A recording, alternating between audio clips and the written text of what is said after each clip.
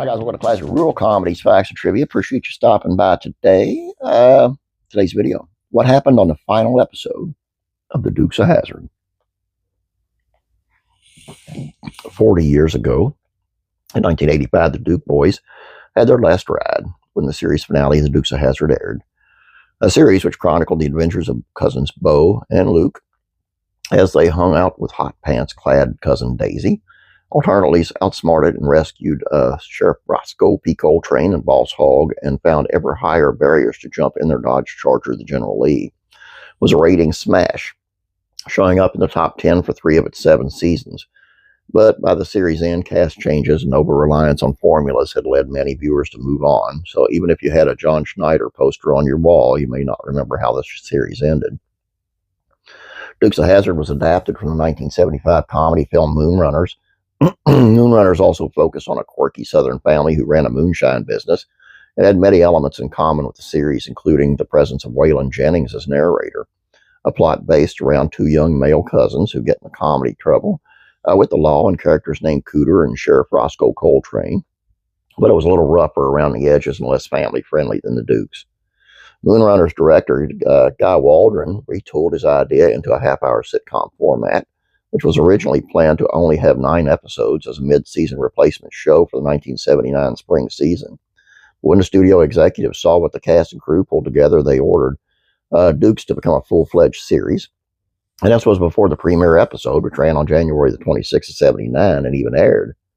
The first season ended with an impressive 20 million viewers, and producers understood that they had a phenomenon on their hands. In the years that followed, the Dukes were everywhere, from John Schneider's singing career to best-selling Hot Wheels versions of the General Lee to the popularity of Catherine Bach's Barely There short shorts, which are still known as Daisy Dukes.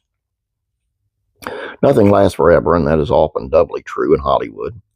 Trouble arrived on the Dukes set in the 4th season when Snyder and Walpat became concerned both about what they saw as decreasing quality in the scripts that they were being given and whether they're being paid fairly for their work. Disputes left them to walk off the set as filming of season 5 began. Producers dealt with this by introducing 2 new Dukes, Coy and Vance, who were seen as watered-down versions of Bo and Luke and were widely unpopular with the audiences. Poor ratings set producers to negotiate with Walpat and Schneider, who came back to the end of the season 5, but the show was never quite the same. Many, including some of the show's stars, decried the series' decision to begin using model cars instead of the real cars driven by stuntmen for the General Lee stunts in order to save money. Script rehashed familiar concepts. The show's ratings dropped from being number 6 at the end of season 4 to number 34 at the end of season 5.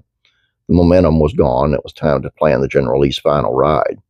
Despite the recasting drama and ratings decline, Dukes have been a part of TV viewers' lives for the better part of a decade, and the series' end was a high-profile occasion. Entertainment Tonight sent a reporter to set the day the final episode was filmed, where the stars reflected on their long run.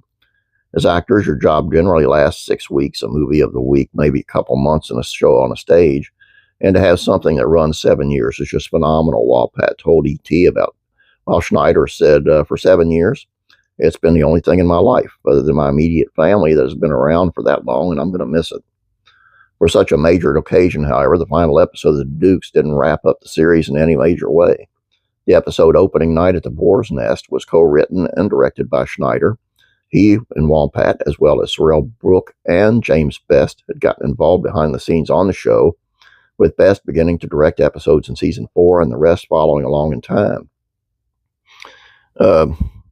In the episode, Roscoe performs magic in a talent show at the Boar's Nest and recruits an irritated Boss Hogg to participate in a disappearing trick. Hogg tries to use the trick as an opportunity to sneak out of the boring talent show and tackle some business, but he's quickly kidnapped by out-of-town criminals, one of whom, Kevin Peter Hall, would go on to fame as the title monster in the 1987's Predator. Bo and Luke quickly figure out that something's wrong and plan a quick rescue of Hogg. Once Hogg's bacon had been saved, the Duke boys try to convince Hogg to come back and finish Roscoe's magic trick. Hogg is reluctant to do so until he overhears Roscoe reminiscing about the special bond he felt with the boss. Moved, Boss Hogg completes the trick, much to Roscoe's delight. No major plot points were resolved. No major plans for the Duke boys' futures are made. Rather, the show went out with more of what made fans love it. Light-hearted plots, charming characters, and a final spin in the General Lee. What a great show that was. Loved it as a kid. The movie, hated it. It was terrible. I mean, when you got Uncle Jesse smoking pot, come on. You know, it's just, you're making a joke out of the series. And what the Duke boys, what Tom Wopat and John Schneider walked off for was because of the merchandise. All this merchandising that they're selling, and they weren't getting any money out of it. So that's why they walked off. And who could blame them? And it's their face, you know. So anyway, I'm glad it worked out the way it did. All I got for you guys. Hope you enjoyed this. Please don't forget to subscribe if you have not yet. Please like this video. I'd appreciate it. Have a great day. God bless you, and I'm praying.